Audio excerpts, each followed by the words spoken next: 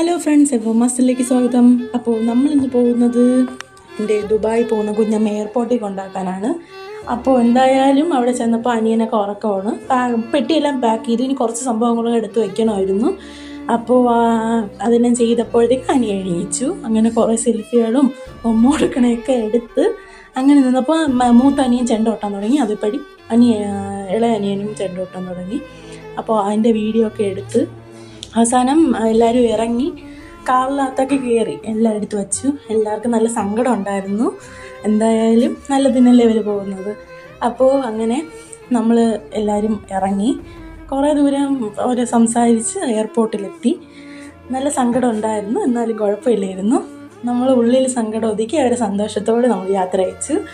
അപ്പോൾ അതിത്തിരി ഇമോഷണൽ ആയതുകൊണ്ട് തന്നെ നമുക്ക് എല്ലാവർക്കും സങ്കടം വന്നു. ബട്ട് നല്ലതിനല്ലേ അവർ പോകുന്നത്. അപ്പോൾ എല്ലാവർക്കും നന്ദി.